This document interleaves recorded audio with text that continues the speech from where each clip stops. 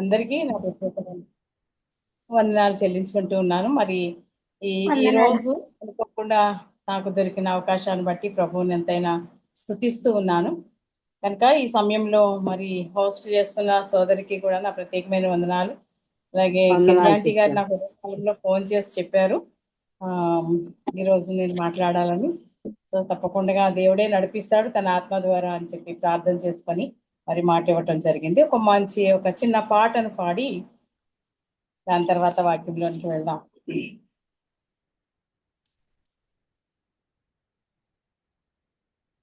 దేవాని ఆవరణం నాకెంతో శ్రేయస్కరం, ఒక గడియాయి చట గడిపిన మేలు వేయి దినముల కంటేను. దేవాని ఆవరణం అద్భుత కార్యములు జరిగించు దేవుడవు, అన్నవరతముని మహిమను పొగడ ఆత్మతో నింపుమయా, ఆత్మతో సత్యముతో ఆరాధించెద మనసుతో, అల్పము మేఘయు ఆత్మారూపుడవు, ఆనందింపగా నీ వడిలో దేవాని ఆవరణం పరిశుద్ధ సన్నిధిలో, పరిశుద్ధాత్ముని నీడలో, పరిపూర్ణ హృదయముతో పరివర్తనముతో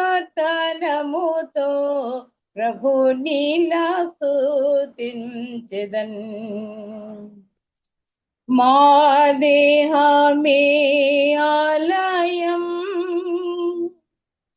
కావాలి నీకే నిలయం,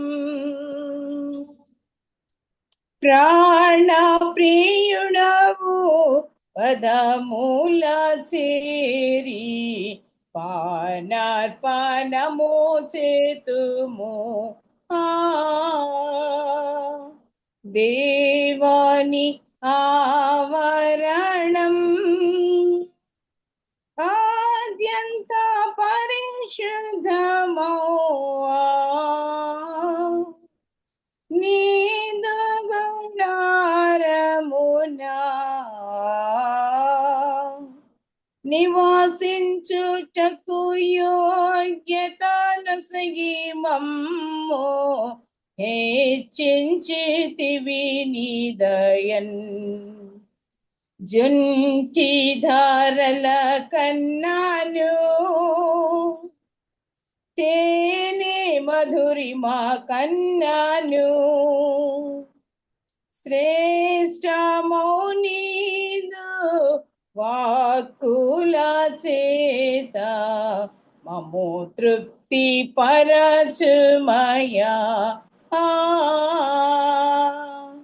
దేవాని ఆవరణం మాకెంతో శ్రేయస్కరం, ఒక గడియాయి చాట గడిపిన మేలు వేయి దినముల కంటేను.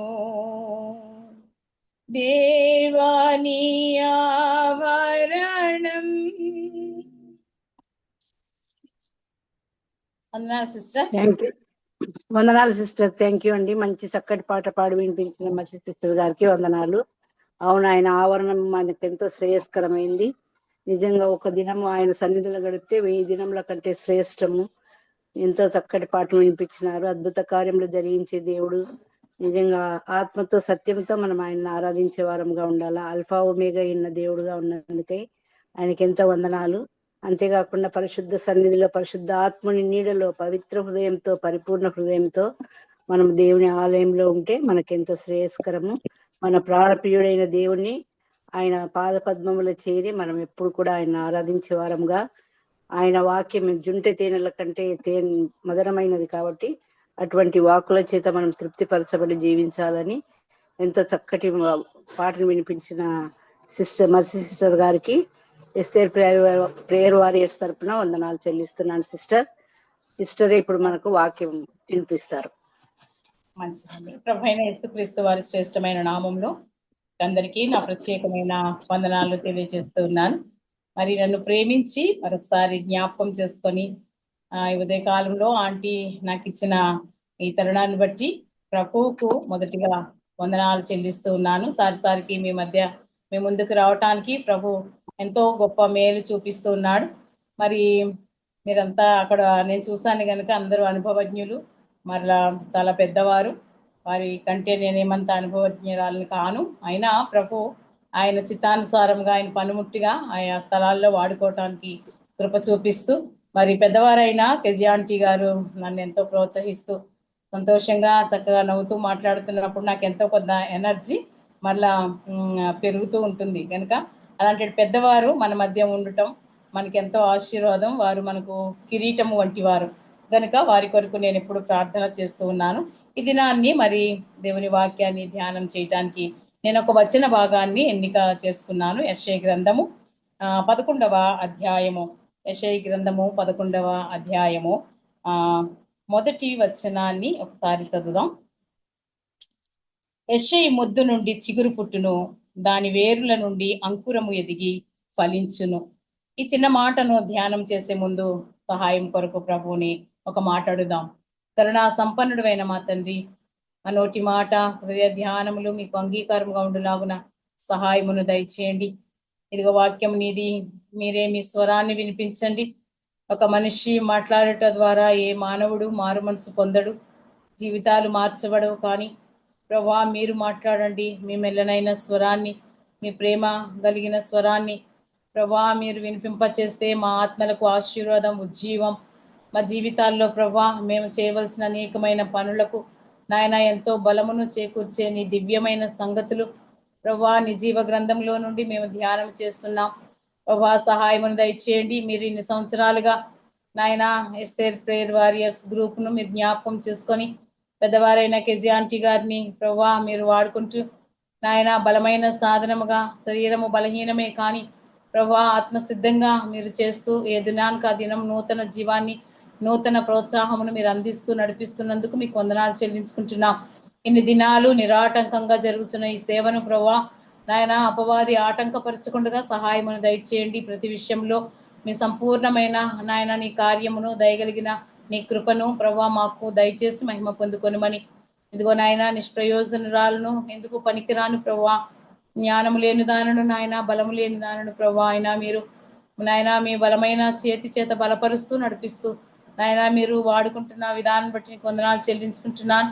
నీ శిల్వ చాటున నన్ను మరుగుపరుచుకోనండి. మీ రక్షణ, మీ ఉచితమైన రక్షణ ప్రభువా నాయన నేను ఉచితముగా పొందాను. మీరు నా కొరకు చేసిన క్రయదానం అంతటి కొరకు వందనాలు చెల్లించుకుంటూ ప్రభువా మీరు ఇచ్చిన ఈ గొప్ప రక్షణను నా మరణ పర్యంతము చేపట్టుకోవడానికి సహాయమును దయచేయమని, యథార్థమైన మనసు, శుద్ధమైన మనసు నాకు దయచేసి మహిమ పొందుకొనమని ఇదిగో వాక్యంలోనికి వెళ్తున్నాం. ప్రభువా మీరే మాతో ఉండి మా మహిమా ఘనత ప్రభావములు పొందుకొనమని క్రీస్తు యేసు వారి అమూల్యమైన నామంలో స్తుతులు స్తోత్రములు సమర్పించి అడిగి వేడుకుంటున్నాము తండ్రి, ఆమేన్.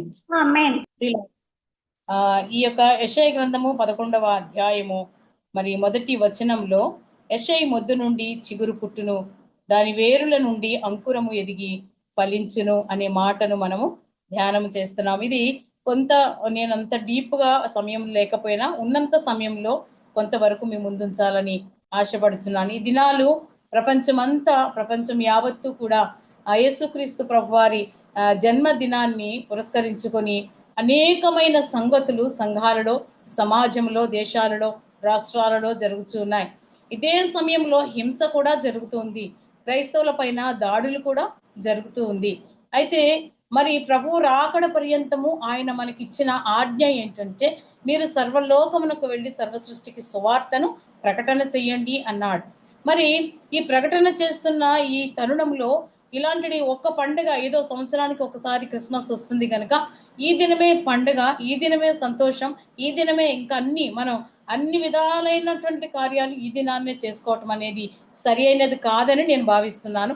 ఎందుకంటే ప్రతి సంవత్సరంలో ఉన్న 365 రోజులు కూడా ప్రభువు మనలను ఆశీర్వదిస్తూ తన రెక్కల చాటున భద్రపరుస్తూ తన ఉచితమైన రక్షణ మనకు ఉచితంగా అనుగ్రహించి ఆయన క్రయధనమును చెల్లించిన ఆ దినాన్ని కూడా మనం జ్ఞాపకము చేసుకోవాలి. ప్రతి దినము సిలువను ఎత్తుకొని మరి ఆయనను వెంబడిస్తూ ఉండాలి. ప్రతి దినము మనకు క్రిస్మస్ దినమే, ప్రతి దినము ప్రతి ఆదివారము పండుగ దినమే.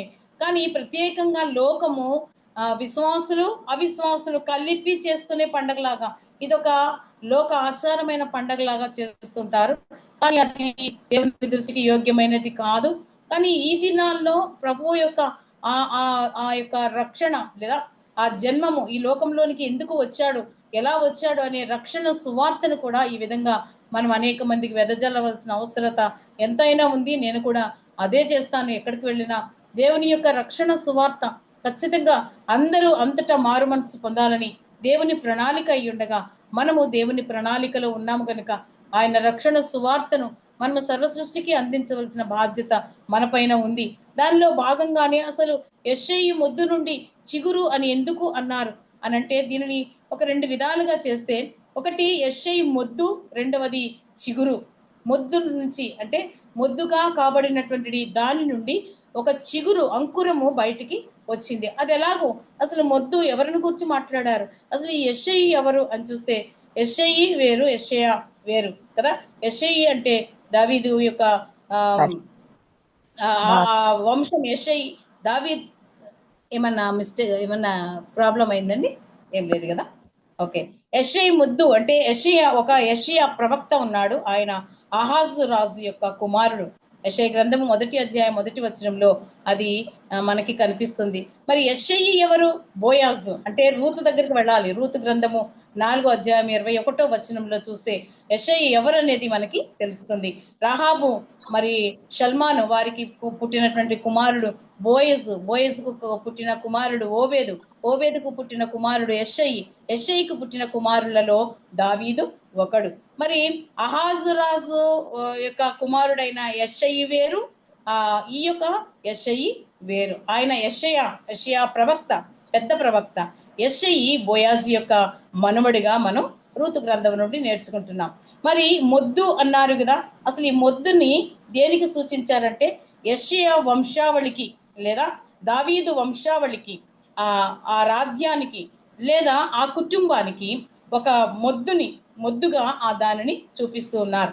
ఎందుకు అలా చూపిస్తున్నారో మనం ధ్యానం చేద్దాం. మొద్దు మిగిల్చబడినటువంటి వృక్షాన్ని నరికి వేస్తే సాధారణంగా మనకి ఒక మొద్దు భూమిలో మిగిల్చబడుతుంది. అది కూడా కొన్ని దినాలకి మరలా చిగురు పెడుతుంది.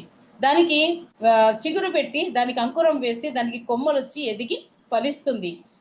ఇది న్యాచురల్ గా మనం చూసే చెట్లలో కూడా కనిపిస్తుంది. ప్రియులారా, మరి ఈ వచనాన్ని బట్టి మరి ఈ నరకబడిన లేదా మొద్దు కాబడిన వంశము దావీదు వంశము. మరి దావీదు వంశం అని ఎందుకు చెప్తున్నామనంటే, దావీదుకు దేవుడు శ్రేష్టమైనటువంటి వాగ్దానాలు చేశాడు. ఆ వాగ్దానాలు కూడా మనం చూద్దాం ఒకసారి. సమూయేలు గ్రంథము 1వ గ్రంథము 15వ అధ్యాయము 13వ వచనంలో ఒక భాగం చూద్దాం. చూడండి. సమూయేలు 1వ గ్రంథము 15వ అధ్యాయము 13వ వచనంలో 15వ అధ్యాయము 13వ వచనంలో ఎవరైనా తీసినా చదివినా పర్వాలేదు. 13వ వచనము చదవనక. అయితే యెషయి యొక్క 3 పెద్ద కుమారులు యుద్ధమునకు సౌలు వెంటనే పోయి ఉండిరి. యుద్ధమునకు పోయిన అతని 3 కుమారుల పేర్లు ఏవనగా, జ్యేష్ఠుడు ఏలీయాబు, రెండవ వాడు అబీనాదాబు, మూడవ వాడు షమ్మా. అయితే ఈ యొక్క దావీదును కూర్చున్నటువంటి సాక్ష్యంను గుర్తు అంటే, ఈ యొక్క ప్రమాదం దావీదు వంశంలో నుండి యేసుక్రీస్తు ప్రభు ఎలాగూ వచ్చాడు దావీదు వంశంలో నుండి అని అంటే, ఒక ఒక మాట అపోస్తుడైన పౌలు గారు కూడా చెప్తున్నారు చూడండి. 13వ అధ్యాయము 22వ వచనంలో, అపోస్తుల కార్యముల గ్రంథము 13వ అధ్యాయము 22వ వచనంలో ఒక మాట, 13:22లో 13వ అధ్యాయము 22వ వచనం. తరువాత అతనిని తొలగించి దావీదును వారికి రాజుగా ఏర్పరచెను. మరియు ఆయన నేను యెషై కుమారుడైన దావీదును కనుగొంటిని, అతడు నా ఇష్టానుసారుడైన మనుషుడు, అతడు నా ఉద్దేశములన్నీ నెరవేర్చునని చెప్పి అతనిని గూర్చి సాక్ష్యం ఇచ్చాను. చూసారండి, నేను యెషై కుమారుడైన దావీదును కనుగొంటిని, అతడు నా ఇష్టానుసారుడైన మనుషుడు, అతడు నా ఉద్దేశములన్నీ నెరవేర్చునని చెప్పి అతనిని గూర్చి ప్రభువు సాక్ష్యం ఇస్తూ ఉన్నాడు. మరి ఇలాంటి దావీదు యొక్క సంతానము, మరి దావీదును గురించి ఇంకా అనేకమైనటువంటి వాగ్దానాలు కూడా ప్రభు ఇచ్చాడు. ఇదే 2వ సమూయేలు గ్రంథంలో 7వ అధ్యాయము 2వ వచనంలో కూడా చూస్తే, 12వ వచనంలో చూస్తే 7వ అధ్యాయము 12వ వచనంలో, నీ దినములు సంపూర్ణమగునప్పుడు నీవు నీ పితరులతో కూడా నిద్రించిన తర్వాత నీ గర్భంలో నుండి వచ్చిన నీ సంతతిని హెచ్చించి రాజ్యమును అతనికి స్థిరపరచదను, అతడు నా నామ ఘనత కొరకు ఒక మందిరమును కట్టించును అని చెప్పి 16వ వచనం చూడండి. నీ మట్టుకు నీ సంతానమును నీ రాజ్యమును నిత్యము స్థిరమగును, నీ సింహాసనము నిత్యము స్థిరపరచబడును అనెను. అంటే దావీదు యొక్క సింహాసనము, దావీదు యొక్క రాజ్యము నిత్యము స్థిరముగా ఉంటుంది అని దేనిని బట్టి అన్నారంటే, దావీదు చనిపోతాడు, దావీదు కుమారులు చనిపోతారు, దావీదు రాజ్యము పట్టబడింది, వారు బబులోనుకు చెరగా వెళ్ళారు. కానీ మరి ప్రభువుకు వాగ్దానం చేశాడు ఏమని? నీ రాజ్యము స్థిరంగా ఉంటుంది అని, మరి నీ సంతానము స్థిరంగా ఉంటుంది అని దావీదునకు మరి వాగ్దానము ఆయన చేసిన దేవుడిగా మనం చూస్తూ ఉన్నాం. మరి కీర్తనాకారుడు కూడా ఒక మాట అంటున్నాడు 89వ, అంటే ఇది ఈ లేఖన భాగాలు మనం చూస్తే అసలు ఎందుకు ఈ మాట వ్రాయబడిందో చక్కగా మనకు అర్థమవుతుంది. 89వ అధ్యాయము 2వ వచనం, అలాగే కృప నిత్యము స్థాపింపబడుననియు ఆకాశమందే నీ విశ్వాసతను స్థిరపరచుకుందుననియు నేను అనుకొనుచున్నాను. నేను ఏర్పరచుకున్న వానితో నిబంధన చేస్తున్నాను, నిత్యము నీ సంతానమును స్థిరపరచదని. ఇక్కడ కూడా మరలా ఇదంతా కూడా అదే చెప్తూ కిందకి ఇంకా కొంచెం కిందకి 5వ వచనంలో కూడా అంటున్నాడు చూడండి. యెహోవా ఆకాశ వైశాల్యము నీ ఆశ్చర్య కార్యములను స్తుతించుచున్నది, పరిశుద్ధ దూతల సమాజంలో నీ విశ్వాస్యతను బట్టి నీకు స్తుతులు కలుగుచున్నవి అని చెప్పుచు మరి మరొక మాటను కూడా ఆయన 37వ వచనంలో అంటున్నాడు. 37వ వచనంలో, నా పరిశుద్ధ నేను ప్రమాణము చేసి దావీదుతో నేను అబద్ధమాడను అంటున్నాడు. నీ సంతానమును స్థిరపరుస్తానన్నాడు, నీ యొక్క రాజ్యమును స్థిరపరుస్తాను అన్నాడు. మరి దావీదు సంతానము స్థిరంగా అంటే ఎప్పటికీ ఉన్నదా? లేదు కదా. మరి యెహోయాకీము అక్కడి కిందకి వస్తే మొద్దు కాబడిన రాజ్యము అన్నాడు. దేవునికి వ్యతిరేకంగా జీవించినటువంటి దావీదు కుమారులను మనం చూస్తున్నాం. ఇంకా మధ్యలో చాలా చరిత్ర ఉంది, అంత సమయం లేదు కదా. దావీదు కుమారుడు, దావీదు దేవుని హృదయానుసారుడు అని మంచి బిరుదును పొందాడు. దేవుని చేత సర్టిఫికేట్ తీసుకున్నటువంటి వ్యక్తి, దేవుని చేత ఆయన ఒక మంచి ఆ యొక్క పేరును సంపాదించుకున్న వ్యక్తి. మరి దావీదు దేవుని హృదయానుసారుడే, కానీ దావీదు కుమారుడైన సొలొమోను కూడా దేవునికి దగ్గరగానే దేవుని చిత్తానుసారంగా దావీదు తండ్రిని అనుసరించి జీవించాడు. కానీ తన వృద్ధాప్యంలో ఆయన తన భార్యల వలన విగ్రహారాధన చేయవలసిన పరిస్థితి వచ్చింది. ప్రియులారా, మరి అతని కుమారుడైన యెహోయాకీము, అతని కుమారుడైనటువంటి దావీదుకి ఇచ్చినటువంటి కుమారుడైనటువంటి కొన్యాను అనేటువంటి ఈ కుమారుడు కూడా దేవునికి వ్యతిరేకమైన కార్యాలు చేశారు. దేవుడు ఏమని చెప్పాడంటే, మొదటి రాజులు మొదటి గ్రంథము 3వ అధ్యాయం 2వ అధ్యాయంలో ఏం చెప్పాడంటే, నీవు దేవుని తట్టు దావీదు తన కుమారుడైన సొలొమోనుకు మరణకాలము సమీపిస్తుంది, లోకులందరూ వెళ్లే మార్గంలో నేను వెళ్తున్నాను గనుక అని చెప్పి ఆయనను హెచ్చరిస్తూ ఒక మాట చెప్పాడు. ఏమని చెప్పాడంటే, నీవు దేవునితో ఉన్నంత కాలము, దేవునికి లోబడి ఉన్నంత కాలము నీ రాజ్యము స్థిరంగా ఉంటుంది. ఎప్పుడైతే నీవు దేవుని విడిచిపెడతావో నీ రాజ్యము పతనము అయిపోతుంది అని చెప్పాడు. నిజంగానే మరి తన కుమారుడైన యెహోయాకీము తన దేవునికి వ్యతిరేకమైనటువంటి కార్యాలు చేసి, భయంకరమైనటువంటి కార్యాలు చేసి, విగ్రహారాధన చేసి, తన కుమారుడైన కొన్యాను అయితే దేవునికి విరోధమైన కార్యములు చేయటంలో మితిమీరిన ఆగడాలు చేసే పరిస్థితుల్లో ఉండగా దేవుడు ఒక మాట చెప్తున్నాడు. ఇర్మియా గ్రంథము 22వ అధ్యాయం, ఇర్మియా గ్రంథము 22వ అధ్యాయం. వారు ఎలాగో అప్పగించబడ్డారో మనం ఒక్కసారి దానిని చూసుకొని ముందుకు వెళ్ళిపోదాం.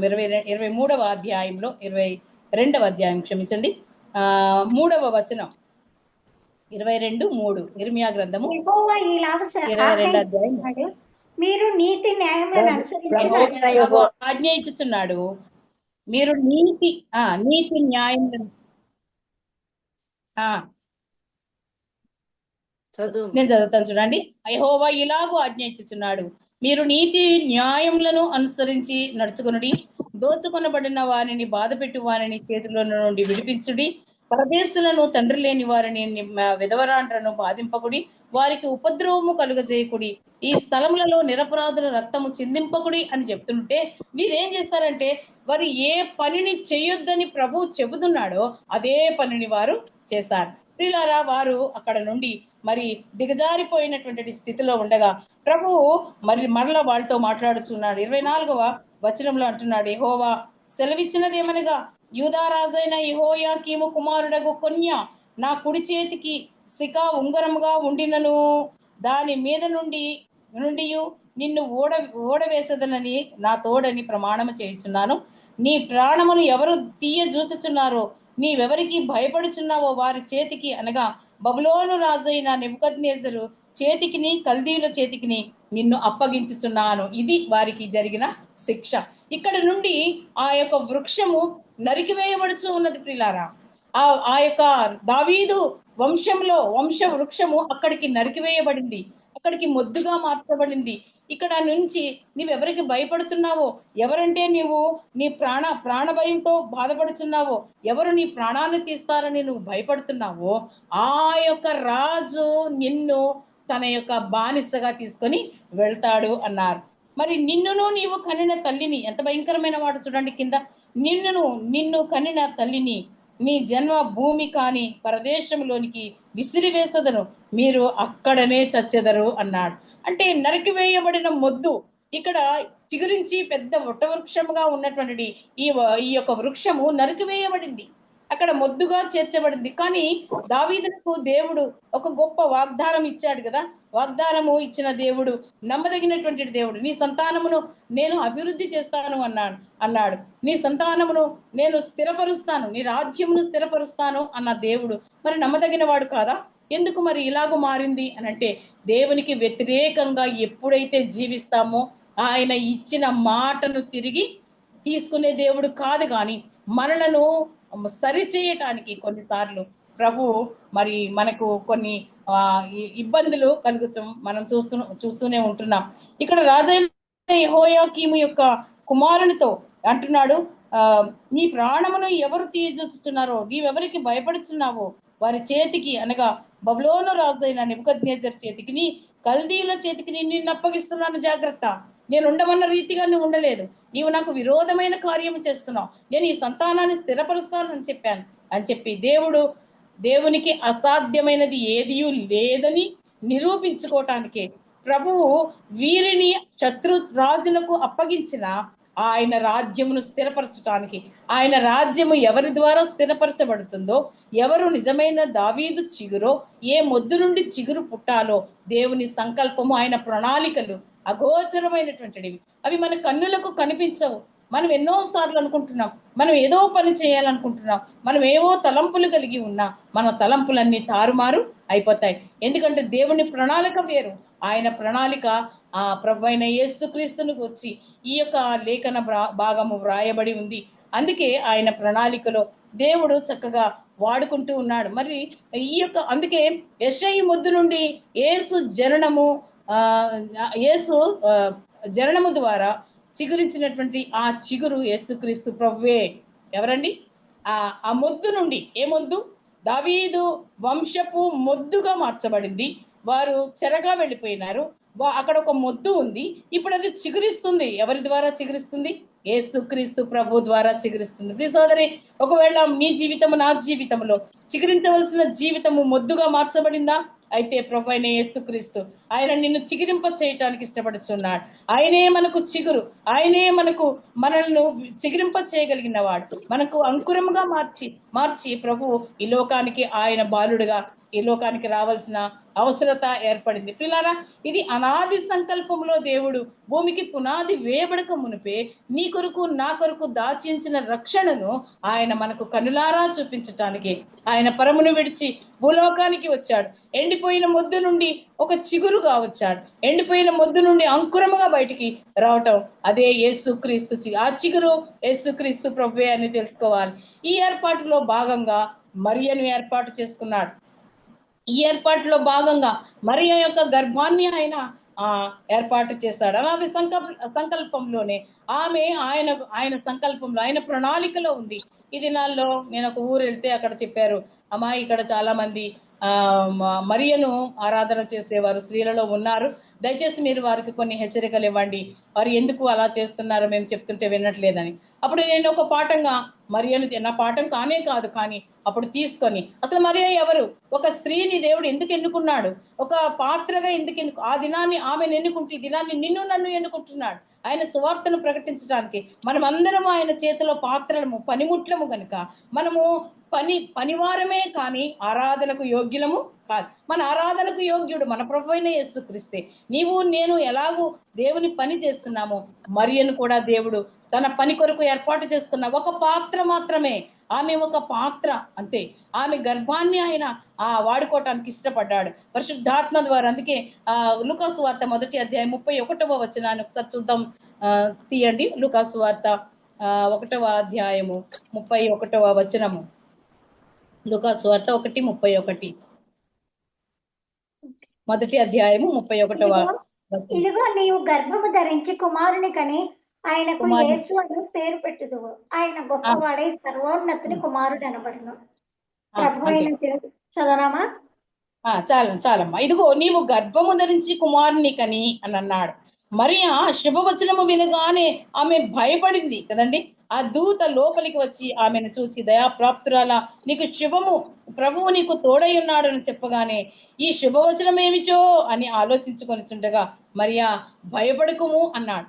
అంటే మానవ స్వభావము కలిగిన మరియా భయపడింది దేవుని మాట అంటే దేవుని దూత ఆమెతో మాట్లాడుచుండగా దేవుడు ఆ మొద్దు నుండి ఒక అంకురము బయటికి రావటానికి ఒక స్త్రీని ఏర్పాటు చేసుకున్నాడు. ఆ స్త్రీ ఆమె గర్భంలో ప్రభువైన యేసుక్రీస్తు జన్మించటానికి ఆమె ఆ దూత ద్వారా ఆ యొక్క శుభవచనాన్ని పొందిన వెంటనే ఆమె ఆ మాటకు తొందరపడి ఈ శుభవచనం ఏమిటో అని ఆలోచించుకుంటూ ఉంది. ఏమిటిది? అందరూ ఎదురు చూస్తున్నారు, మెస్సయ్య నా గర్భంలో పడాలని ఎదురు చూసి ఆ దినాల్లో పవిత్రతను కాపాడుకొని రాబోయే భయంకరమైన ఆ ఖడ్గము గర్భములో నుండి దూసుకొని పోతుందని తెలిసి దానిని భరించగలిగిన సామర్థ్యము కలిగిన స్త్రీని దేవుడు ఎన్నుకున్నాడు ఆ దినాన్ని. ఈ దినాన్ని మనల్ని కూడా మనము ఎదురాడు వారికి జవాబు ఇవ్వగలిగిన వారముగా, ఎదురాడు వారికి ఏ విధంగా సాత్వికముతో జవాబు చెప్పాలో వారి కొరకు ప్రభు మనలను బలపరుస్తూ ఉంటున్నాడు. ఇందాక సోదరి ప్రార్థన చేస్తూ ఎన్నో ఇరుకులు, ఇబ్బందులు, ఎన్నో ఆటంకాలు, ఎన్నో స్థలాలు మూసుకొని పోయినాయి, ద్వారాలు మూయబడినాయి దేవుని సువార్త ప్రకటన చేయటానికి. కానీ ఈ దినాన్ని మరి ప్రభు మనతో మాట్లాడుతూ ఉన్నాడు. ఒకవేళ నిన్ను బలమైన సాధనంగా ప్రభు ఏర్పాటు చేస్తే, ఆయన ఒక ద్వారము మూయబడితే అనేకమైన ద్వారములను తెరిచే దేవుడు. ఆయన నీతో నాతో మాట్లాడటానికి ఇష్టపడుచున్న దేవుడు. మరియతో మాట్లాడుచు ఉన్నాడు ఆ దూత. మానవ స్వభావము కలిగిన మరియ, రక్త మాంసములు కలిగిన మరియ భయపడింది. ఈ శుభవచనం ఏమిటో అని ఆమె భయపడుతూ ఉండగా దేవుని దయ వలన నీవు కృప పొందితివి అన్నాడు. మరి ఇవన్నీ దేవుని దయ వలన ఆమె దేవుని ప్రణాళికలో ఆమె ఉండగా ఆమె దేవత ఎలాగవుతుంది, ఆమె దేవుడు ఎలాగవుతున్నాడు? నీవు నేను కూడా దేవుని చేతిలో ఒక బలమైన పనిముట్లుగా, సాధనములుగా వాడబడటానికి ప్రభు మనలను నియమించి ఉన్నాడు. అందుకే అదే అధ్యాయము కీర్తనల గ్రంథము 132వ కీర్తన ఒకసారి చూద్దాం. 132వ కీర్తన 10వ వచనం ఒకసారి చూద్దాం. చూడండి, 132. నీ సేవకుడైన దావీదు నిమిత్తము నీ అభిషిక్తునికి విముఖుడవై ఉండకుము. నీ గర్భఫలము నీ రాజ్యము మీద నేను నియమించును. నీ కుమారులు నా నిబంధనను గైకొనేలా నేను వారికి బోధించిన నా శాసనమును వారు అనుసరించిన ఎడల వారి కుమారులు కూడా నీ సింహాసనం మీద నిత్యము కూర్చుందురని. నిత్యము కూర్చుంది. చాలమ్మా, చాలా సిస్టర్, థ్యాంక్ యూ. ఈ 12వ వచనాన్ని 12వ వచనాన్ని చూద్దాం. చూడండి. యెహోవా సత్య ప్రమాణము దావీదుతో చేసెను, ఆయన మాట తప్పని వాడు. అంతే, ఆయన మాట తప్పే దేవుడు కాదు. 12వ వచనంలో 10వ వచనంలో అంటున్నాడు, నీ సేవకుడైన దావీదు నిమిత్తము నీ అభిషక్తునికి విముఖుడవై ఉండకము అన్నాడు. నీ గర్భఫలము అన్నాడు కిందకు వచ్చే. ఇంకా అంత మనం చెప్పలేము కానీ ఇప్పుడు అంత సమయం లేదు. కానీ ఆయన మాట తప్పే దేవుడు కాదు. మరి వాగ్దానము చేస్తాడు. వాగ్దానాన్ని ఎలాగూ నిరూపించుకుంటాడు, ఆయన ఎలాగూ స్థిరపరుస్తాడు. ఆల్రెడీ దావీదు సంతానము బానిసత్వానికి బబులోనుకు వెళ్ళిపోయింది. మరి అక్కడ మొద్దుగా చేయబడింది. ఆయనకి ఇప్పుడు అక్కడ రాజ్యము లేదు, పరిపాలన లేదు. వారు బానిసలుగా వెళ్ళిపోయారు, అక్కడే చనిపోతున్నారు. మరి వారి రాజ్యం ఎలా విస్తరిస్తుంది, మరి ఎలాగూ దేవుడు స్థిరపరుస్తాడు అని మానవులమైన మనము ఆలోచన చేస్తాము. కానీ దేవాతి దేవునికి అసాధ్యమైనది ఏదియూ లేదు అని ప్రభు చెప్తూ ఉన్నాడు. కింద పాఠంలో మనం నేర్చుకుందాం. మరి అందుకే దేవుడు తన వాగ్దానము చొప్పున ఇశ్రాయేలు కొరకు యేసును పుట్టించాడు అని చెప్పి అపోస్తుడైన పౌలు గారు కూడా మాట్లాడుతూ 13వ అధ్యాయం 23వ వచనంలో ఒక చక్కని మాట అంటున్నాడు. అపోస్తుల కార్యముల గ్రంథము 13వ అధ్యాయము 23వ వచనం అనుకుంటా. అతని సంతానం నుండి దేవుడు తన వాగ్దానం చొప్పున ఇశ్రాయేలు కొరకు రక్షకుడగు యేసును పుట్టించెను. చాలండి. అతని సంతానము నుండి దేవుడు తన వాగ్దానము చొప్పున ఇశ్రాయేలు కొరకు రక్షకుడగు యేసును పుట్టించెను. అందుకే మత్తయి సువార్త 1వ అధ్యాయం 1వ వచనంలో దావీదు వంశము అని వ్రాయబడి ఉంది. దావీదు వంశంలో నుండి యేసుక్రీస్తు ప్రభు జననమైనట్టుగా చూస్తున్నాం. యేసుక్రీస్తు ప్రభు జననమయ్యేసరికి అది ఎలా ఉందండి? మొద్దుగా ఉంది. మొద్దుగా ఎండిన మొద్దు నుండి ఇప్పుడు అంకురము చిగురిస్తూ ఉంది. ఆ అంకురము మన ప్రభు అయిన యేసుక్రీస్తు వారు. ఆయన రక్షకుడుగా దావీదు వంశంలో నుండి వచ్చినట్టుగా మనం చూస్తూ ఉన్నాం. ప్రియ సోదరి, మరి ఈ యొక్క అధ్యాయంలో దావీదు వంశమును గురించి ఇంకా సమయం ఉంటే చాలా విపులంగా మనం దానిని ధ్యానం చేయవచ్చు. అందుకే దావీదు గ్రామంలో, దావీదు స్థలంలో అన్నాడు. అది లూకా సువార్త 2వ అధ్యాయం 7వ వచనంలో చూద్దాం. చూడండి, లూకా సువార్త 2వ అధ్యాయము 7వ వచనంలో 2వ అధ్యాయం 7వ వచనంలో అన్నాడు, తన తొలిచూలు కుమారుని కని పొత్తిగుడ్డలతో చుట్టి సత్రములో వారికి స్థలము లేనందున ఆయనను పశువుల తొట్టిలో పరుండబెట్టెను. ఇది కూడా చాలా ప్రాముఖ్యమైన వచనం. తన తొలిచూలి కుమారుని కని తన పొత్తిగుడ్డలతో చుట్టి సత్రంలో వారికి స్థలము లేనందున దావీదు కుమారుడు ఎక్కడ పండుకోబెట్టారండి? పశువుల తొట్టిలో. ఆయన పశువుల పాకలో జన్మించాడని బైబిల్లో లేదు. ఆయన యూదా బెత్లెహేములో జన్మించాడు. కానీ ఆయన ఏ స్థలంలో జన్మించినా ఆయన స్థలము, ఆయన ఊరు, ఆ గ్రామము ఎవరిది? దావీదునకు చెందిన బెత్లెహేము అని అంటే దావీదు యొక్క ఊరు. అది దావీదు యొక్క ఇల్లు ఉంది. బోయాజు ఇల్లు ఉంది. బోయాజు ఇంట్లో ఓబేదు పుట్టాడు. ఓబేది ఇంట్లో యెషై పుట్టాడు. యెషై ఇంట్లో దావీదు పుట్టాడు. దావీదుకు స్వాస్యముగా ఇయ్యబడినటువంటి స్థలమే ఆ గెరూతు సత్రము. ప్రియులారా, ఆ సత్రములో ప్రభు అయిన యేసుక్రీస్తునకు అధికారం ఉంది న్యాయంగా. ఆయన స్వాస్యము అది. కానీ ప్రభు అయిన యేసుక్రీస్తు ఆ స్థలంలో ఆయన జన్మించినప్పుడు ఆ తల్లి పడుకోబెట్టడానికి సత్రంలోకి వెళ్తే అక్కడ ఎక్కడా స్థలం లేదు. ఆయనకు ఎక్కడ స్థలం దొరికిందండి? పశువుల తొట్టిలో ఆయనను పడుకోబెట్టినట్టుగా మనం చూస్తున్నాం. అంటే అందుకే ప్రభు అయిన యేసుక్రీస్తు వారి శిష్యులతో ఆయన మాట్లాడుచు అన్నాడు, నక్కలకు బొరియలను ఆకాశ పక్షులకు గూళ్ళను ఉన్నాయి, కానీ మనుష్య కుమారుడు తలవాల్చుకున్నటకు స్థలము లేదు అన్నాడు. అంటే నక్కలకు బొరియలు ఉన్నాయి. నక్క స్వభావం కలిగిన వారికి సమాజంలో స్థలం ఉంది, అధికారం ఉంది, పరపతి ఉంది, అన్నీ ఉంటున్నాయి. వారి బుద్ధి మంచిది కాదు, వారి జీవితం మంచిది కాదు, నక్క స్వభావం కలిగిన వారు. కానీ ఇంకొక మాట ఏమన్నాడు? ఆకాశ పక్షులకు గూళ్ళున్నాయి, కానీ మనుష్య కుమారునికి స్థలం లేదు అన్నాడు. ఆకాశ పక్షులు, ఆకాశ సైన్య సమూహము అన్నాడు. మరి ఆకాశమందలి దురాత్మల సమూహము, వాటికి కూడా స్థలం ఉంది. కానీ యేసుక్రీస్తు ప్రభు నీ కొరకు నా కొరకు ప్రాణమును పెట్టిన ప్రభువునకు తలవాల్చుకుంటకు స్థలము లేదు. ప్రియులారా, ఎంత భయంకరమైన విషయం! ఆయనను పొత్తిగుడ్డలతో చుట్టి సత్రములో వారికి స్థలము లేనందున, ఆయన ఇంటిలో ఆయనకు స్థలము లేనందున ఆయనను పశువుల తొట్టిలో పడుకోబెట్టినట్టుగా మనం చూస్తున్నాం. అందుకే అంటున్నాడు, ఆయనకు స్థలము లేదు. దావీదు గృహంలో, గ్రామంలో ఆయనకు స్థలము లేదు. కానీ ఒక గుడ్డివాడు పిలుస్తూ ఉన్నాడు, ఏమని? దావీదు కుమారుడా, దావీదు కుమారుడా, నన్ను కరుణించు అని. మార్కు సువార్తలో, అలాగే సువార్తలన్నిటిలో అతని కొరకు రాయబడి ఉంది. అంటే దావీదు కుమారుడుగా పిలువబడ్డాడు యేసుక్రీస్తు ప్రభు. దావీదు వంశము అక్కడ మొద్దుగా మార్చబడినటువంటి, అయిపోయినటువంటి వంశంలో నుండి ఇప్పుడు ఆయనే చిగురుగా, ఆయనే అంకురముగా వచ్చాడు. ఆయనే మన ప్రభు అయిన యేసుక్రీస్తు. ఆయన పరమును విడిచిపెట్టి భూలోకానికి వచ్చాడు. పరలోక రాజ్యమును, తండ్రి వైభవమును, తండ్రి కుడిపార్శ్వమును విడిచిపెట్టాడు. ఆయన రిక్తునిగా, దీనునిగా, దరిద్రునిగా నిశ్చయంగా నీవు నేను పొందవలసిన ఆ శిక్ష యావత్తూ పొందటానికి ప్రియ ప్రభువు ఆ యొక్క పశువుల ఆ తొట్టిలో పడుకున్నాడు. ఆ యొక్క బెత్లెహేములో పేదవాడైనటువంటి వడ్రంగి కడుపున పుట్టాడు. ఈయన ఏమి దేవుడు, ఈయన ఎంత ఏమంటారు, పేదవాడైనటువంటి ఈయన సిలువలో మరణించినటువంటి, శాపగ్రస్తమైన సిలువలో చనిపోయిన ఇతను దేవుడు ఎలాగవుతాడు అని చెప్పి రోమీలు కూడా అన్నారట. మరి అలాంటి పేద గృహములో నీ కొరకు నా కొరకు జన్మించాడు. ఆయన నిరుపేద కాదు. నిన్ను నన్ను ఆస్తికర్తలుగా చేస్తాడు, ధనవంతులుగా చేస్తాడు. మరి ఆయనకి ఇష్టలైన పిల్లలుగా చేస్తాడు. ఆయన రాజ్యములకు వారసులుగా చేస్తాడు. ఆయనతో సహభోజనము చేయువారంగా చేస్తాడు. ప్రియులారా, ఇంత చేసిన ప్రభు నీ కొరకు నా కొరకు ఇంతగా తగ్గించుకొని ఆయన బాలుడుగా ఈ లోకంలోనికి వచ్చాడు. 33.5 సంవత్సరముల వయస్సులో అంకురముగా ఎదిగి ఫలించి ఆయన నిత్య రాజ్యంను స్థాపించటానికి. ఆయన రాజ్యం ఇహలోకపరమైనది కాదు, ఆయన రాజ్యం పరలోకపరమైనది. ఆయన పరలోకంలో ఆయన రాజ్యం ఉంది. ఆ రాజ్యంలోనికి నిన్ను నన్ను తీసుకెళ్లాలని ఆయన ఉద్దేశమైనది. ఆయన రాజ్యంలో నిన్ను నన్ను వారసులుగా చేయాలని ఆయన ఈ లోకంలోనికి వచ్చాడు. ఆయన పుట్టినంత మాత్రాన్ని మనకు రక్షణ రాలేదు ప్రియులారా. ఈ క్రిస్మస్ చేసుకున్నంత మాత్రాన్ని రక్షణ మనకు రాలేదు. క్రిస్మస్ దినాన్ని మందిరాలకి క్రైస్తవులు వెళ్తారు, విశ్వాసులు వెళ్తారు, అవిశ్వాసులు కూడా వెళ్తారు. ఎప్పుడూ మందిరానికి వెళ్ళిన వారు ఆ పండగ రోజున ఆ రోజు మందిరానికి కాలు పెడతారు. ఎందుకు?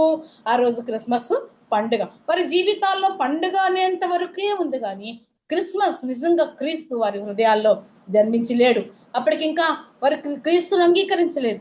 లోక ఆచారంలో చేస్తారు. లోక ఆచారంలో, లోక వైభోగాలు. ఆ రోజు ఎంత బిజీగా ఉంటారంటే ఒక్కొక్క గృహంలో భోజనాలు, కింద భోజనాలు, పండగలు, పార్టీలు అన్నీ చేస్తున్నవారు. పైన ఒక బ్రదర్ అన్నారు, పైన స్టార్ అండి, ఇంట్లో బారు అన్నాను. ఇది నిజమే. చాలా కుటుంబాల్లో అంటే మెకానికల్ గా, మరి నామకార్థ క్రైస్తవులుగా, మరి వారు ఏమాత్రము దైవభక్తి, పాపభీతి లేనటువంటి వారు ఫ్రెండ్స్ అప్పుడే పిలుస్తారు. ఎందుకు? ఇంట్లో విందు చేయటానికి. ఆ ఒక్కరోజేనా క్రిస్మస్, అదా క్రిస్మస్. కానీ క్రీస్తు, నిజమైన క్రీస్తు నీ హృదయంలో నా హృదయంలో జన్మించాలి. ఆ క్రీస్తు నీ హృదయంలో నా హృదయంలో జన్మించినంత కాలము నీవు కూడా ఒక మొద్దువే, ఎండిపోయిన మొద్దువే. ఆయన నీ హృదయంలో జన్మిస్తేనే, ఆ అంకురము నీలో జన్మిస్తేనే, ఆ అంకురము ఎదిగి ఫలించి నిన్ను ఒక గొప్ప వటవృక్షంగా చేసి ఆయన రాజ్య నివాసానికి మనలను చేరుస్తుంది ప్రియులారా. అందుకే ఆయన, అంతేకాదు ఆయన నీతి, దావీదు నీతి చిగురు అని కూడా వ్రాయబడింది. అదే ఒకసారి ఇర్మియా గ్రంథం 23వ అధ్యాయానికి రండి. మొదటి వచనం, 23వ అధ్యాయం 5వ వచనం చూద్దాం. ఇర్మియా గ్రంథము 23 5వ వచనం. యెహోవా ఇలాగూ ఆజ్ఞ ఇచ్చుచున్నాడు, రాబోవు దినములలో నేను దావీదునకు నీతి చిగురును పుట్టించెదను. అతడు రాజై పరిపాలన చేయును. అతడు వివేకముగా నడుచుకొనుచు కార్యమును జరిగించును. భూమి మీద నీతి న్యాయములను జరిగించును అన్నాడు. ఆయన పేరే నీతి. అంతే, ఆయన నీతిమంతుడు, నీతి కలిగిన వాడు. దావీదు నీతి చిగురును పుట్టించెదను. దావీదునకు నీతి చిగురును పుట్టించెదను. అతడు రాజ్యపాలన చేయను. ఏ రాజ్యపాలన? ఈ రాజ్యపాలన కాదు, ఇహలోక రాజ్యము పరిపాలన చేయటానికి గాని, ఆయన రాజ్యాల్ని స్థాపించడానికి గాని, మతాల్ని స్థాపించడానికి గాని, ఇంకా దేనికి కూడా ఆయన ఈ లోకంలోనికి రాలేదు ప్రియులారా. ఆయన కేవలము, ఆయన రాజ్యము ఇహలోక రాజ్యము కాదు, ఆయనది పరలోక రాజ్యము అన్నాడు. అందుకే ఒక స్త్రీ మాట్లాడుచు అన్నది, ఫిలాతు భార్య ఏమన్నదంటే, ఆయన నీతిమంతుడు, ఆ నీతిమంతుని జోలికి నీవు వెళ్ళవద్దు అంది. ఆయన నీతిమంతుడుగా మనకి ఇక్కడ కనిపిస్తున్నాడు. అంటే ఈ మొద్దు నుండి పుట్టినటువంటి చిగురు మరి ఏంటంటే, దాని వేర్ల నుండి అంకురము ఎదిగి ఫలింపు, నెరవేర్పు ఈ దినాన్ని జరిగింది. లూకా సువార్తలో దాని నెరవేర్పు జరిగింది ప్రియులారా. ఎక్కడైతే మరి మనం చూసిన ఇర్మియా గ్రంథంలో చూసినటువంటి ఈ మొద్దు, ఈ చెరపట్టబడిన వారు, ఈ నెబుకద్నెజరుకు కల్దీలకు చెరగా వెళ్ళిపోయినటువంటి యూదులు మరలా ఆ యొక్క మొద్దు ఎండిపోయి ఉండగా దాని చిగురు, దాని అంకురము లూకాసు సువార్తలో ప్రభు యేసుక్రీస్తు ప్రభువుగా ఆయన ఈ లోకంలో ఉదయించి ఉన్నాడు. ఆయన అద్భుత రీతిగా, ఆయన ఆశ్చర్య రీతిగా ఆ కన్య అయిన మరియ గర్భంలో ఆయన ఉద్భవించాడు. ప్రియులారా, ఈ మర్మము చాలా గొప్పది. ఏ స్త్రీ వివాహము కాకుండా గర్భవతి అయితే ఆ దినాల్లో రాళ్లు కొట్టి చంపేసే ఆ భయంకరమైనటువంటి ఆ దినాల్లో మరి మరియతో ప్రభు మాట్లాడుచున్నాడు. అమ్మా మరియా, నీవు భయపడకు. సుమియోని అన్నాడు, అమ్మా నీ గర్భంలో నుండి ఒక ఖడ్గము దూసుకొని వెళ్తుంది అన్నాడు. గొల్లలు జ్ఞానులు చేసేటువంటి ఆ యొక్క స్తుతిని, ఆరాధనను ఆమె చూసింది. ఆమె ఆయనను గూర్చి మాట్లాడిన మాటలన్నిటినీ ఆమె తన హృదయంలో భద్రము చేసుకొనెను అనుంది. అమ్మా, ఇన్నిసార్లు దేవుని వాక్యాన్ని మనం వింటున్నాం కదా. మనం దేవుని వాక్యాన్ని మన హృదయంలో భద్రం చేసుకుంటున్నామా? మన హృదయంలో అది భద్రంగా ఉందా? ఇంకా ఒకవేళ మొద్దుగా ఎక్కడైనా ఉంటున్నామా? అక్కడికే ఆగిపోయిందా? ఆ మొద్దు చిగురించకుండా మన యొక్క పరిస్థితి ఉందా? ఇది కుటుంబానికి, దావీదు యొక్క రాజ్యమునకు, దావీదు కుటుంబానికి ఇది ఒక సాదృశ్యంగా ఈ వృక్షం యొక్క నరకబడిన వృక్షముగా చూస్తున్నాం. కానీ దాన్ని చిగురింప చేసిన వాడు యేసుక్రీస్తు ప్రభువే. అదే వంశంలోను, దావీదు వంశంలోను, గోత్రంలోను పుట్టినవాడు గనుక అన్నాడు. ఆయన ఆ వంశంలో పుట్టాడు, అదే గోత్రంలో నుండి వచ్చాడు. ఈ లోకమునకు రావటానికి ఆ గోత్రమును ఎన్నుకున్నాడు అనాది సంకల్పంలో. దావీదు పేరు యేసుక్రీస్తును పిలిచిన ప్రతిసారి అది వినిపిస్తూ ఉండేదట. అక్కడ కుంటివారు, గుడ్డివారు కూడా ప్రభువును పిలిచినప్పుడు దావీదు కుమారుడా దాటిపోకయ్యా, దావీదు కుమారుడా నన్ను కరుణించయ్యా అని పిలిచారు. అంటే దావీదును బట్టి ఆ పేరు, ఆ దావీదు పేరు కృత నిబంధనలు అనేకమైన సార్లు ఆ ప్రభు కొరకు రాయబడినట్టుగా మనం చూస్తున్నాం. ప్రియులారా, దేవుని వాగ్దానమును గూర్చి దావీదుకు రాజ్యము అనుగ్రహించబడిందని మరలా యోహాను సువార్తలో కూడా మాట ఉన్నది. ఒకసారి చూద్దాం. యోహాను సువార్త 7వ అధ్యాయం 42వ వచనం. యోహాను సువార్త 7వ అధ్యాయం 42వ వచనాన్ని ఒకసారి చూస్తే 7వ అధ్యాయము 42వ. క్రీస్తు దావీదు సంతానంలో పుట్టి దావీదు ఉండిన బెత్లెహేము గ్రామంలో నుండి వచ్చునని లేఖనం చెప్పుట లేదా అనేది చెప్పుట లేదా? చూడండి ఎంత చక్కగా. యేసు గలిలయలో నుండి వచ్చిన పైన 40వ వచనంలో జన సమూహంలో కొందరు ఈ మాటలు విని నిజముగా ఈయన ఆ ప్రవక్తయే అండ్రి, మరికొందరు ఈయన క్రీస్తే అండ్రి, మరికొందరు ఏమి క్రీస్తు గలిలయలో నుండి వచ్చిన బైబిల్లో లేదు కదా. ఎక్కడి నుండి వచ్చును? క్రీస్తు దావీదు సంతానంలో పుట్టి దావీదు ఉండిన బెత్లెహేములో నుండి, బెత్లెహేమను గ్రామంలో నుండి వచ్చినని లేఖనము చెప్పుట లేదా? ఎంత గలిబిలి జన సమూహంలో. ఈయన ఎక్కడి నుండి వస్తాడు? రక్షకుడు ఎక్కడి నుంచి వస్తాడు? యేసు ఎక్కడి నుంచి వస్తాడు? క్రీస్తు ఎక్కడి నుండి వస్తాడు? ఆయన గలిలయ నుండి కాదు కదా, ఆయన యూదా బెత్లెహేములో నుండి వస్తాడు. యూదా బెత్లెహేమ, ఎఫ్రతా, యూదా బెత్లెహేమ, నీవు ఎంత మాత్రమును అల్పమైన దానము కావు అని అన్నాడు. మరి అలాంటి నిబంధన కలిగిన, అలాంటి వాగ్దానం కలిగిన ప్రభు అయిన యేసుక్రీస్తు వారు ఈ లోకంలోనికి వచ్చి ఆయన నిన్ను నన్ను రక్షించుట కొరకై ఆయన సిలువలో మరణించి మృత్యుంజయుడిగా ఆయన తిరిగి లేచాడు. అంతేకాదు ఆయన నీతిమంతుడు అని పేరు తెచ్చుకున్న వాడు. ఆయన నీతిమంతుడు కనుకనే మనలను కూడా ఆయన నీతిమంతులుగా చేస్తాడు. కొరింథీయులకు రాసిన మొదటి పత్రిక 1వ అధ్యాయం 31వ వచనంలో మాట చక్కగా వ్రాయబడి ఉన్న 1వ అధ్యాయం 31వ వచనము, అతిశయించువాడు ప్రభువునందే అతిశయింపవలనని వ్రాయబడినది నెరవేరునట్లు దేవుని మూలముగా ఆయన మనకు జ్ఞానమును, నీతియు, పరిశుద్ధతయు, విమోచనమును ఆయను అనుంది. ఏంటంటే ఆయన మనకు జ్ఞానం ఆయనే, నీతి ఆయనే, పరిశుద్ధత ఆయనే, విమోచనము కూడా ఆయనే. కొరింథీయులకు అపోస్తలుడైన పౌలు రాస్తూ ఆయన మనకు నీతిగా ఉన్నాడు, ఆయన మనకు పరిశుద్ధతను ఇచ్చినవాడు, ఆయన మనకు విమోచనను ఇచ్చినవాడు, ఆయన మనకు సర్వ జ్ఞానమును కూడా ఇచ్చినటువంటి దేవుడు. ఇలాంటి దేవుని మనం ఆరాధన చేస్తున్నాం. మనము మాట్లాడని దేవునికి ఆరాధన చేయట్లేదు పిల్లారా. మనం నడవలేని వారికి, మన ప్రార్థనను వినలేని దానికి మనం ఆరాధన చేయట్లేదు. కానీ మనము నిత్యుడైన తండ్రికి, సమాధానకర్తకు, మరి ఆశ్చర్యకరుడైన దేవునికి, అద్భుతకరుడైన దేవునికి, వినగలిగిన దేవునికి, చూడగలిగిన దేవునికి, మనకు జవాబుని ఇచ్చే దేవునికి, మన కొరకు ప్రాణము పెట్టిన దేవునికి, మన కొరకు తిరిగి లేచిన దేవునికి. ఆయన లేవకపోతే మనకు నిరీక్షణ లేనే లేదు, మనం ఆరాధించాల్సిన అవసరం కూడా లేదు. ఆయన తిరిగి లేచాడు కనుక ఈ దినాన్ని ఆయన మనలను కూడా లేపుతాడనే నిరీక్షణ మనకి ఉంది. ఆయన రాజ్యంలోనికి మనల్ని తీసుకుని వెళ్తాడనే నిరీక్షణ మనకి ఉన్నట్టుగా మనం చూస్తూ ఉన్నాం. ప్రియులారా, మరి ఈ యొక్క 42వ వచనంలో చక్కగా క్రీస్తు దావీదు సంతానంలో పుట్టి దావీదు ఉండిన బెత్లెహేమను గ్రామములో నుండి వచ్చును కదా. సరా, దావీదు గ్రామంలో నుండి ఆయన, దావీదు ఎక్కడ పుట్టాడు? యూదా బెత్లెహేములో పుట్టిన దావీదు ఊరిలో నుండి అదే పేరుతో ఆయన ప్రభువైన యేసుక్రీస్తు వారు ఆ సంతానంలో పుట్టాడు. దావీదు గోత్రంలో వంశంలోను పుట్టి ఈ దినాన్ని క్రిస్మస్ చేసుకునే వారందరికీ ఒకవేళ ఆయన మొద్దులుగా ఉండి ఆయన పండగ చేస్తున్నారేమో, ఆ అంకురము వాళ్ళ హృదయాల్లో ఇంకా జన్మించకుండా, పుట్టకుండా, పెరగకుండా ఉన్నదేమో, అణగారిపోయి ఉన్నారేమో. అటువంటి వారి కోసం మనం ప్రార్థన చేయవలసిన అవసరత ఎంతైనా ఉందని ప్రభువు పేరట మనవి చేస్తూ ఉన్నాను. అందుకే కీర్తనల గ్రంథము ఆయన నీతి అయినాడు అని కీర్తనలు 45వ కీర్తన 7వ చరణంలో కూడా ఆయన మాట చెప్తూ ఉన్నాడు. 45వ కీర్తన 7వ చరణంలో ఆయన మాట చెప్తున్నాడు. 45:7 45వ కీర్తన 7వ వచనంలో ఆయన మాట చెప్తూ ఉన్నాడు. చూడండి, నీవు నీతిని ప్రేమించి భక్తిహీనతను ద్వేషించుచున్నావు, కావున దేవుడు నీ దేవుడే చెలికాండ్ర కంటే హెచ్చైనట్లుగా నిన్ను ఆనంద తైలముతో అభిషేకించి ఉన్నాడు. నీవు నీతిని ప్రేమించి భక్తిహీనతను ద్వేషించుచున్నావు. అంతే, ప్రభువు నీతిని ప్రేమించేవాడు, భక్తిహీనతను ద్వేషించే దేవుడు కనుక మనలో భక్తిహీనత ఉంటే ఈ యొక్క క్రిస్మస్ దినాల్లో క్రీస్తు మన హృదయంలో మరలా జన్మించడండి.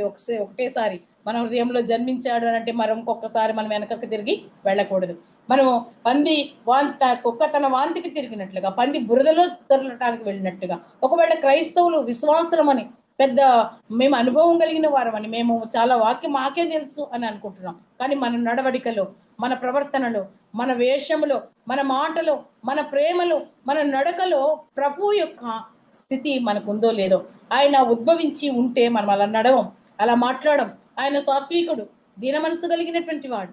నేను సాత్వికుడను, దీన మనసు కలిగినటువంటి వాడను కనుక నా కాడిని మీరు ఎత్తుకోండి, మీ బరువును నేను తీసుకుంటాను, ప్రయాసపడి భారం వహించిన సమస్తమైన వాళ్ళ రండి నా దగ్గరకు, నేను మీకు విశ్రాంతిని కలుగ చేస్తానని చెప్పిన ప్రభు ఈ దినాన్ని మీతో నాతో కూడా మాట్లాడుచున్నాడు. పిల్లారా, మరి ఇంకా అనేకమైన వచ్చిన భాగాలు ఉన్నాయి. కానీ యెషయా గ్రంథంలోనే 11:5వ వచనంలో కూడా ఆయన కొరకే ఇంకొక మాటను చూద్దాం. చూడండి, యెషయా గ్రంథము మనం చదివిన దగ్గర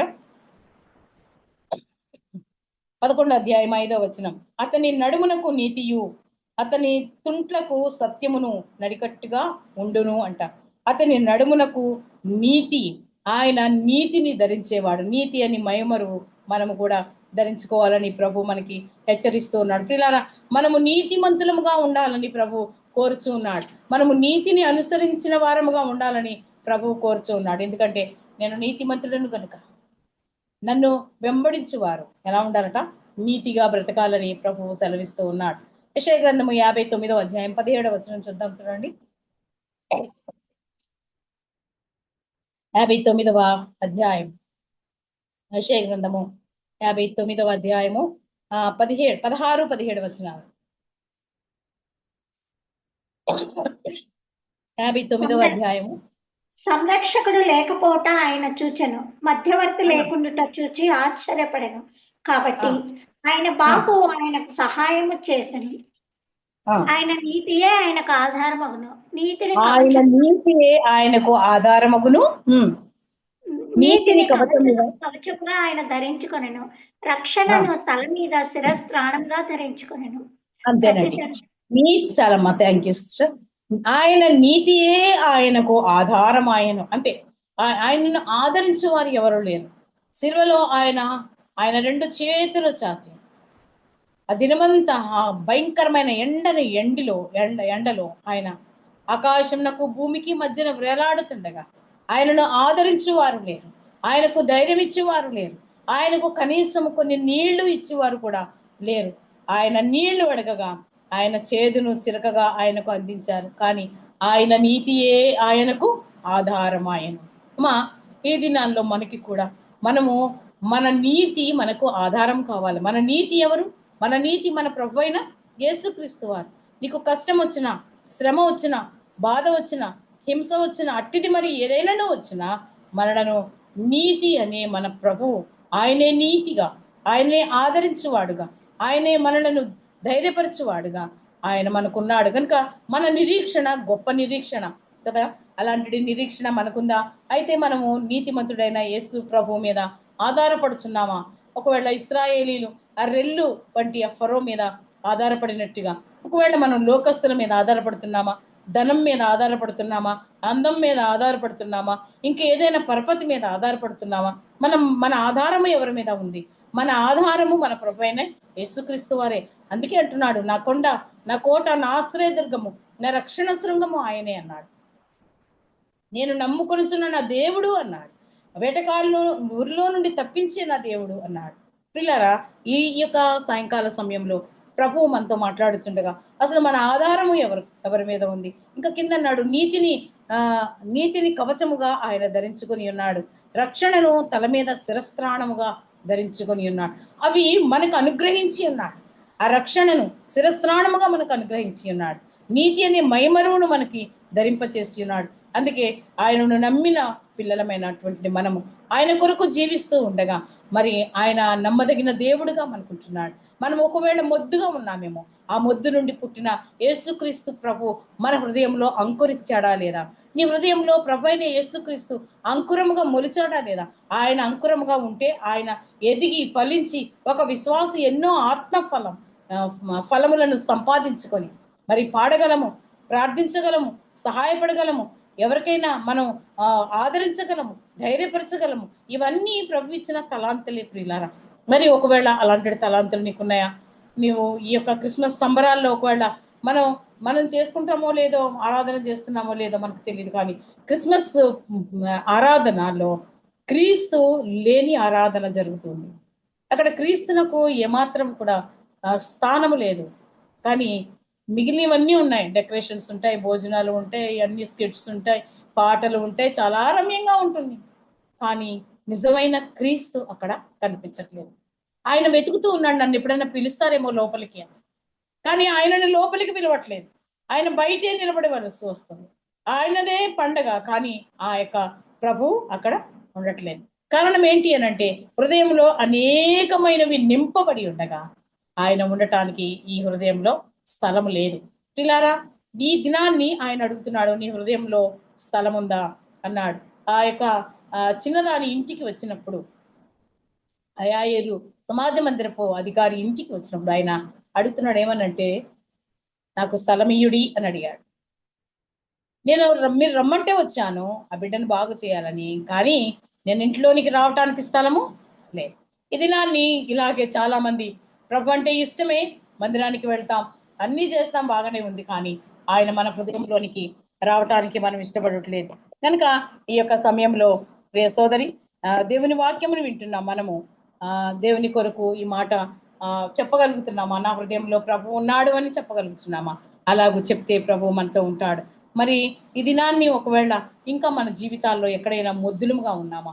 అయితే ప్రభు అంటున్నాడు, ఆయన యోహాన్ సువార్త యోహాన్ రాసిన మొదటి పత్రిక 1వ అధ్యాయము 9వ వచనంలో అంటున్నాడు. యోహాను రాసిన మొదటి పత్రిక 1వ అధ్యాయము 9వ వచనంలో అంటున్నాడు, చూడండి, మన పాపములను మనం ఒప్పుకొని ఎడల ఆయన నమ్మదగిన వాడును నీతిమంతుడును గనుక ఆయన మన పాపములను క్షమించి సమస్త దుర్నీతి నుండి మనలను పవిత్రులుగా చేయును అన్నాడు.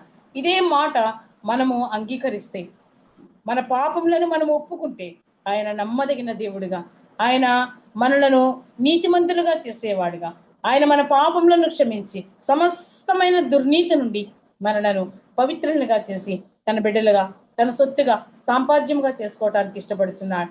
మొద్దుగా కాబడినటువంటి ఆ రాజ్యము మళ్ళీ 23వ అధ్యాయంలో ఆశీర్వదింపబడుతూ ఉన్నారు.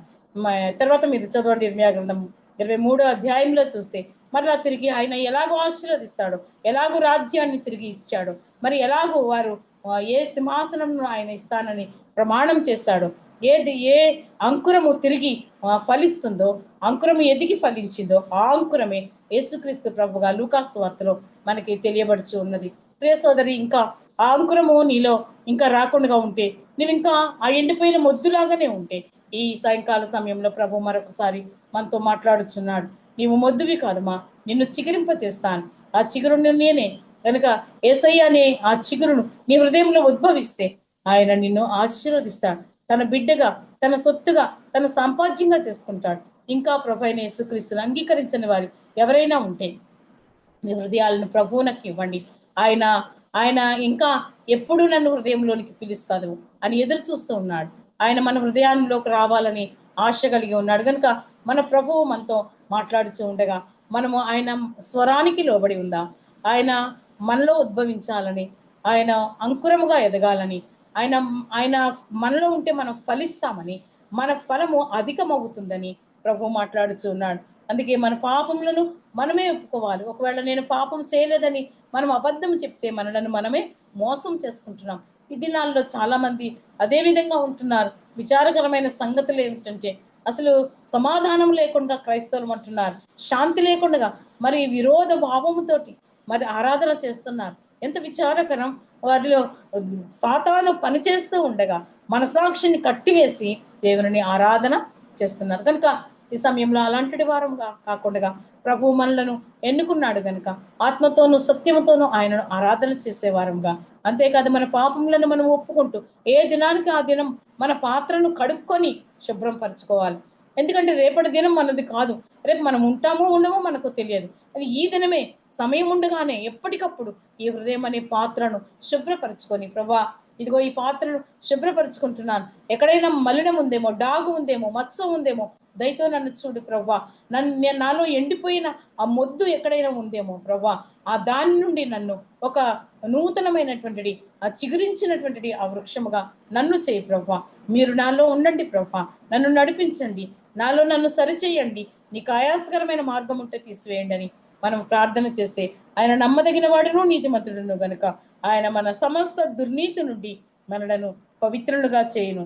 మన పాపము చేయలేదని చెప్పుకునే ఎడల ఆయనను అబద్ధికునిగా చేస్తాం, మనలను మనమే మోసం చేసుకుంటాం. కనుక ఈ దేవుడి మాటల ద్వారా మనలను ధైర్యపరుస్తూ మనల్ని హెచ్చరిస్తూ ఉన్నాడు. ఒకవేళ ఎండిపోయిన స్థితి ఎక్కడైనా ఉంటే ఈ దినమే మనం ప్రభు దగ్గరికి వస్తాం, ఆయన మనలను చిగురింప చేస్తాడు. అట్టి కృప ప్రభు మనకి దయచేయును గాక. ఆమె దేవుడి మాటలను దీవించి ఆశీర్వదించును గాక. చిన్న మాట ప్రార్థన చేసుకుందాం. కరుణా సంపన్నుడైన మా తండ్రి, మన నోటి మాట హృదయ ధ్యానములు మీకు అంగీకారంగా ఉంచినందుకు నీకు స్తోత్రాలు చెల్లించుకుంటున్నాం. ఇంతబడిన వాక్యం నాకు నీరు కట్టి ఫలింప చేయండి. అవును ప్రభువా, నాలో ఎండిన స్థితి ఎక్కడైనా ఉంటే నేను ఒక్కసారి పరిశీలన చేసుకొని, అయా మీరే నాలో ఉద్భవించి ఉంటే ఆ అంకురము ప్రభువా ఎంతో పచ్చదనముతో నాయన పచ్చని ఒలీవ మొక్కవలే నాయన నీ మందిరంలో ఉంటే మేము ఎంతో ఆశీర్వదింపబడతాం. కనుక ప్రభువా మీరు మాలో ఉద్భవించి నాయన మమ్ములను ప్రభా జీవింపచేస్తూ మాలో అంకురముగా ఎదిగి ప్రభా మా కొరకు సిద్ధపరిచిన రక్షణను కొరకు నాయన మేము పొందుకొని నీ రాజ్యం కొరకు ఎదురు చూస్తున్నాం ప్రభా. మీరు ఆకడ కొరకు ఎదురు చూస్తున్నాం, మమ్మలను సిద్ధపరచండి. మీరు ఆకడ సమయం వరకు లేదా మా మరణ పర్యంతము మీరు ఎక్కల చాటును భద్రపరిచి మహిమ పొందుకొనమని, మెత్తబడిన వాక్యంకు మరొకసారి నీరు కట్టి ఫలింప చేయమని నాయన గ్రూప్ లో ఉన్న ప్రతి సోదరుని పేరు పేరు చొప్పున మీరు దీవించి ఆశీర్వదించమని నాయన పెద్దవారైన కెజియాంటీ కొరకు ప్రార్థిస్తున్నాం ప్రభా. మీరు మంచి ఆరోగ్యమును దయచేస్తారు, నీకు వందనాలు. ఇంకా ప్రభా సంపూర్ణమైన ఆరోగ్యమును చిత్తంలో దయచేయండి. మీరే బలముగా వాడుకొని మహిమ పొందుకొనమని సర్వ కృపలను ప్రభా మీరు మాకు అనుగ్రహిస్తున్నందుకు మీకు వందనాలు చెల్లించుకుంటూ ఈ సంవత్సరాంతంలో ఉన్నాం ప్రభా, మరొకసారి మీ చేతులకు అప్పగించుకుంటూ ప్రాణప్రియుడైన యేసుక్రీస్తు వారి శ్రేష్టమైన నామంలో స్తుతించి అడిగి వేడుకుంటున్నాము తండ్రి. అందరికీ వందనాలు. Thank you so much. వందనాలు మెర్సీ సిస్టర్, వందనాలు. వందనాలు సిస్టర్, వందనాలు. ఎవరన్నా రికార్డింగ్ స్టాప్ చేయాలి. వందనాలు. వందనాలు మళ్ళా చెప్పుదరమ్మా, ముందు నేను చెప్పనివ్వండి. మీరు ముందుగానే అందరూ ఇంతకు ముందు కెజ్జక్క చెప్పినారు కదా, అట్లా చెప్పకూడదని. నేను చెప్పిన తర్వాత మీరు ఎంతసేపు అయినా, టైం మనకు చాలా ఉంది, ఎంతసేపు అయినా మనం వందనాలు చెప్పుకోవచ్చు. చక్కటి వాక్యం అందించిన మెర్సీ సిస్టర్ గారికి నామమున వందనాలమ్మా. ఎస్ఏ ముద్దు నుండి చిగురు పుట్టును, వాని వేర్ల నుండి అంకురం ఎదిగి ఫలించును అని యెషయా 11:1 ద్వారా దేవుడు మనతో మాట్లాడినాడు. నిజంగా మంచి వాక్యం ఈరోజు మనం విన్నాము. మనకు సరిపోయిన వాక్యము. ఆయన సర్వలోకనాథుడు, సర్వ సృష్టికి సువార్తను ఆయన గురించి మనం ప్రకటించే వారముగా ఉండాలి. నిశ్చయంగా ఈ సమయంలో మనము యేసుక్రీస్తు వారి జన్మదినాన్ని మనము ఈ నెలలో మనం చేసుకోబోతున్నాము. అదే జన్మదినాన్ని బట్టి కాదు కానీ మనం నిజంగా ఆయన జన్మదినమును ప్రతిదినము చేసుకోవాలి. ప్రతిదినం మనం సిలువనెత్తుకునే వారిగా ఉండాలి. ఒక ఆదివారము తర్వాత ప్రతిరోజు ఈ పండుగను మనం చేసుకునే వారముగా ఉండాలన్నమాట. యెషయా ముద్దు నుండి చిగురు పుట్టును, 2 ఉన్నాయి ఇక్కడ. యెషయా ముద్దు, చిగురు అనేది. ఆ చిగురు అనేది ఎవరంటే మన ప్రభువైన యేసుక్రీస్తు వారు. యెషయా ముద్దు నుండి చిగురు పుట్టునంటే మన ప్రభువైన యేసుక్రీస్తు వారు చిగురుగా మన జీవితాల్లో మన ఈ యొక్క దీనుడుగా ఈ లోకానికి వచ్చి మన జీవితాలను చిగురింపజేసిన దేవుడుగా మనకున్నాడు అనమాట. నిజంగా దావీదు వంశంలో పుట్టిన వాడుగా మన ప్రభువైన యేసుక్రీస్తు వారు ఉన్నారు. ఆయన రాజ్యాన్ని స్థిరపరిచే దేవుడు, నీతిమంతుడైన దేవుడు, యథార్థవంతుడైన దేవుడు. నిజంగా 1 సమూయేలు 10:3, 2 సమూయేలు 7:12, 16 ఈ విధంగా ఎన్నో వచనాలను తీసుకొని మనకు ఎంతో చక్కటి వాక్యాన్ని అందించినారు. అబద్ధం ఆడని దేవుడు, మన వాగ్దానం ఇచ్చి నెరవేర్చే దేవుడు, స్థిరపరిచే దేవుడు. దావీదు కుమారుడైన సొలొమోనుకు చెప్పిన దేవునికి లోబడి ఉండమని చెప్పినాడు. నీ రాజ్యం, దేవునికి ఎప్పుడైతే లోబడి ఉంటామో నీ రాజ్యం స్థిరముగా ఉంటుంది అని సొలొమోనుకు చెప్పినాడు దావీదు. కానీ దావీదు వంశము దేవునికి అవిధేయులైనందున వారిని బబులోను